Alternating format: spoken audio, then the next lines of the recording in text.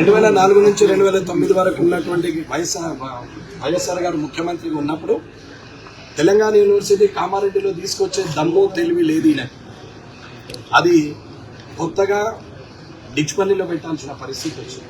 ఇక్కడ already establishment ఉంది. అదే యూనివర్సిటీని ఇక్కడ పెట్టవచ్చు కదా, భూములు ఉన్నాయి, బిల్డింగ్లు ఉన్నాయి. మరి ఇక్కడ పెడితే తక్కువ ఖర్చులో ప్రభుత్వంకు ఖర్చు తక్కువ, ప్రజల మీద భారం పడకుండా ఉంటుంది కదా. కానీ అది చేయలేదు. ఎందుకు? ఒక్క మోడల్ స్కూల్ అనేది తీసుకొచ్చింది. అన్ని కాన్స్టిట్యున్సీలో మోడల్ స్కూల్. నేను జిల్లా పరిషత్ చైర్మన్ ఉన్నప్పుడు నేను సదాశివ్ నగర్లో కూడా మోడల్ స్కూల్ తీసుకొచ్చి పెట్టాను. ఇది మోడల్ స్కూల్ కామారెడ్డి మండలాల్లో ఎక్కడైనా ఒక మోడల్ స్కూల్ ఉందా? కనీసం ఎక్కడైనా ఇంజనీరింగ్ కాలేజీలు కర్షక్ అంటే కామారెడ్డి ఇంజనీరింగ్ కాలేజీలు వస్తే అవి హైదరాబాద్ షిఫ్ట్ అయితే ఏం చేసిండు? 8.5 ఎకరాలు భూములు దున్నితే, గ్రౌండ్లు దున్నితే దాని వెనకాల ఉన్నటువంటి వ్యక్తులు ఎవరు? వడ్లోళ్ళు కేసేస్తే వాళ్లకు మేము డాక్యుమెంట్లు 2010లో పడేసినప్పుడు ఆస్తుల పరిరక్షణ కమిటీ సభ్యులకు చెప్పడం జరిగింది. అన్న కోర్టులో ఫైనల్ ఉంది, మీరు అటెండ్ కాకపోతే అది వాళ్ళ సైడ్ అవుతుంది, మేమైతే పోమో మాకు అవసరం లేదు అని చెప్పారు. వీరు పోలేదు. అక్కడ వన్ సైడ్ అయింది. వన్ సైడ్ అయినాక డాక్యుమెంట్స్ ఎవరి పేరు మీద అయింది? వీళ్ళ ఎన్నిక రాజకీయ నాయకులు ఏంది? ముస్తాబాదోడు, మన బాదుగునోడు, నిజామాబాదోడు వచ్చి కామారెడ్డిలో అడ్డ పెడుతున్నాడంటే కామారెడ్డి వల్ల రాజకీయ నాయకులు అండదండ లేనిదే జరుగుతుందా? ఇవన్నీ ఆలోచించాలి అందరూ.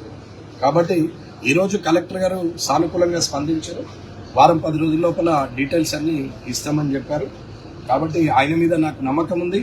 కలెక్టర్గా ఆయన తీసుకునే చర్యలు రేపు పొద్దున ఇచ్చే ఇన్ఫర్మేషన్ బట్టి ఉంటుంది. అలాగే సిమిలర్గా కూడా సమాచార హక్కు చట్టం కింద MRO Kamareddy, RDO Kamareddy, additional collector revenue Kamareddy వాళ్ళకు కూడా నేను సమాచార హక్కు చట్టం కింద పెట్టాను.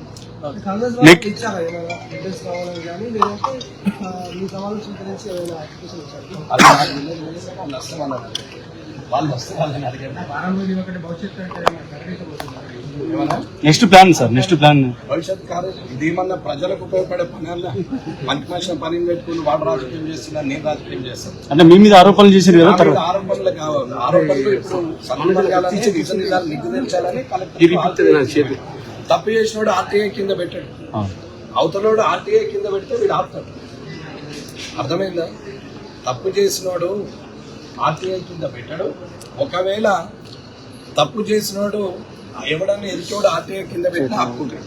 కానీ నేనే తప్పు చేసినానంటారు కాబట్టి నేనే ఆర్టీఐ కింద పెట్టా. ఇంతకన్నా సాక్ష్యం ఎప్పటిలాగా దానికి ఒక రూల్స్ అండ్ రెగ్యులేషన్ ఉంటాయి. 30 రోజుల లోపల ఇవ్వాలి.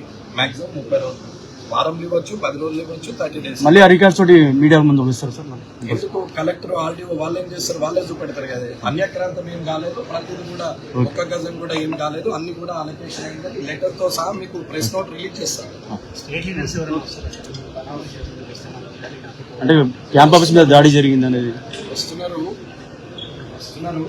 పోలీసులు ఎక్కడికక్కడ నాకాబందీ పెట్టి 2-3 రోజుల నుంచి ఆపుతున్నారు. ఎన్ని రోజులు ఆపినా ఎన్ని రోజులు ఆపుతారు? ఎన్ని కేసులు చేస్తారు? బీజేపీ.